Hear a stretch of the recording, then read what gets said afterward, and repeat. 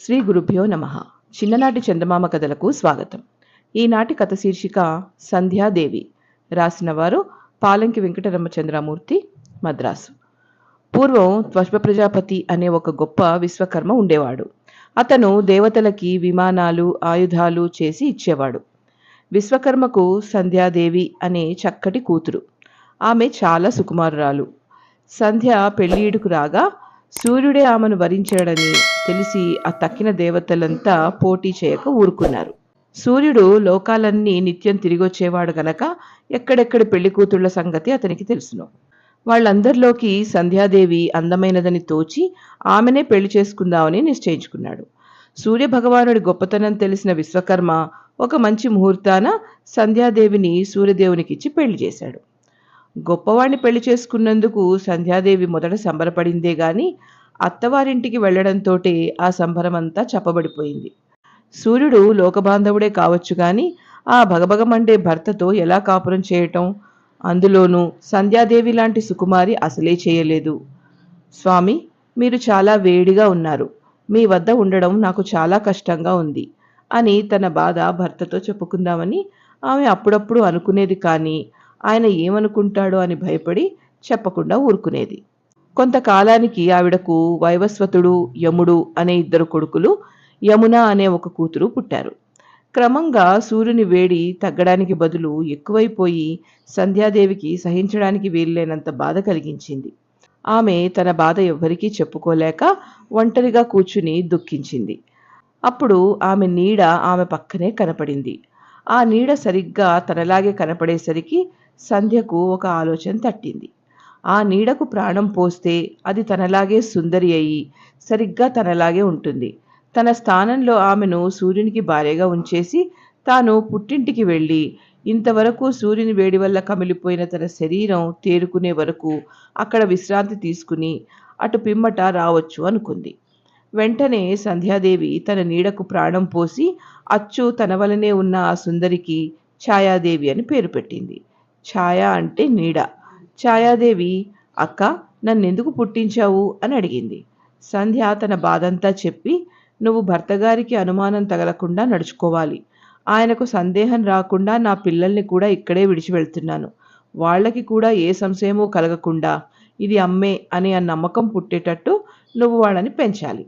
మన ఈ రహస్యం ఎవ్వరికీ తెలియనివ్వకూడదు అని చేతిలో చేయి వేయించుకుని మర్నాడే సంధ్యాదేవి పుట్టింటికి వెళ్ళింది. సంధ్యాదేవి తనంతట తానే వచ్చిందనేటప్పటికీ ఏం చెప్పమా అనిపించింది విశ్వకర్మకి. ఆమె మనసు విడిచి చెప్పడానికి భయపడింది. బహుశా మొగుడితో ఏదో పేచీ వచ్చి ఇలా వచ్చేసి ఉంటుందని, కొన్నాళ్లు పోతే అల్లుడే వచ్చి ఆమెను సమాధానపరిచి తీసుకువెళతాడని, అంతగా రాకపోతే తామే తీసుకుపోయి అప్పుడే దిగబెట్టవచ్చునని తల్లిదండ్రులు ఊరుకున్నారు. కానీ వాళ్ళు అనుకున్నట్లు సూర్యుడు ఎప్పటికీ రాలేదు. ఎందుకొస్తాడు? అతడికి సంధ్యాదేవి బాధ గాని ఆమె పుట్టింటికెళ్ళిందని గాని తెలిస్తేగా. ఛాయాదేవి కాస్త కూడా సూర్యునికి అనుమానం కలగకుండా అచ్చం సంధ్యాదేవిలాగే ప్రవర్తిస్తున్నదాయే.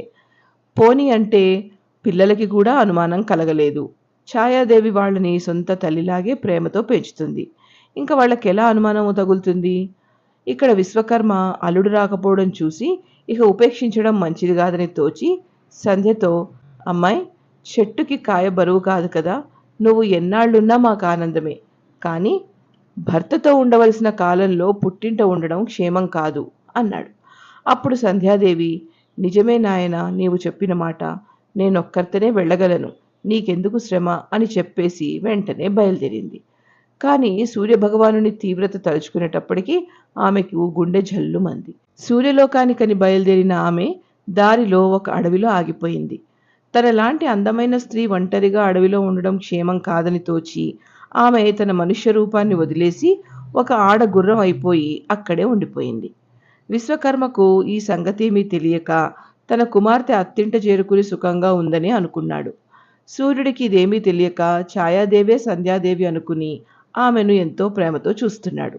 సంధ్యాదేవి పిల్లలైన వైవస్వతుడు, యముడు, యమున కూడా ఆమె తన అమ్మ అనుకుని అమ్మ మీద ఉండే చనువు, గౌరవం చూపుతున్నారు. కొంతకాలానికి ఛాయాదేవికి కూడా పిల్లలు పుట్టారు. సౌవర్ణుడు, శని అనే ఇద్దరు కుమారులు, తపతి అనే కుమార్తె. అయితే తనకు పిల్లలు పుట్టడంతోటే ఛాయాదేవిలో మార్పు వచ్చింది. అంతవరకు తాను కన్నబిడ్డలకు మళ్ళీ చూసి పెంచిన సంధ్యాదేవి పిల్లలంటే ఆమెకిప్పుడు ప్రేమ పోయి వాళ్ళని సవితి పిల్లల్ని చూసినట్లు చూడడం మొదలుపెట్టింది. తమను కన్నతల్లే ఇలా పక్షపాతంతో ప్రవర్తిస్తుందని తేలిపోవడంతో యముడు కోపంతో మండిపడి ఛాయాదేవిని తన్నడానికి సిద్ధపడ్డాడు. ఛాయా తక్షణం వెళ్ళి సూర్యునితో ఫిర్యాదు చేసి ఉన్నవి లేనివి కలిపి చెప్పింది. అయితే సూర్యుడు తొందరపడే రకమేం కాదు. యముడు పిన్నవాడైనా ధర్మపరాయణుడు. అతనిలా ఎందుకు ప్రవర్తించాడు చెప్పమా అనిపించింది అతనికి. కుమారుణ్ణి పిలిచి విచారించాడు. తపతి పుట్టినప్పటి నుంచి అమ్మ మమ్మల్ని సవతి పిల్లల్ని చూసినట్లు చూస్తోంది. మీకు తెలుసో లేదో అన్నాడు యముడు. సూర్యుడు ఆ మాటలు విని ఆశ్చర్యపోయి యముడన్న మాట నిజమో కాదో అని భార్య ప్రవర్తన గురించి, ఆమె చిన్నపిల్లలంటే ఎక్కువ మమకారం చూపిస్తుందని తెలుసుకున్నాడు. ఏమిటిది, తన కడుపున పుట్టిన 6గురిని సమంగా చూడడానికి బదులు సంధ్యాదేవి మొదటి వాళ్ళని సవితి పిల్లలకు మళ్ళీ ఉపేక్ష చేస్తూ కడసారి వాళ్ళని నెత్తికెక్కించుకుంటోందేమిటి? సూర్యుడు ఉండబట్టలేక భార్యను పిలిచి నిలదీశాడు. ఛాయాదేవి తప్పించుకుందామని చూసింది కానీ సూర్యుడు అలా పోనివ్వలేదు. ప్రళయకాల రుద్రుడికి మళ్ళీ భగ్గుమనేసరికి ఛాయాదేవి గజగజ ఉనికిపోయింది.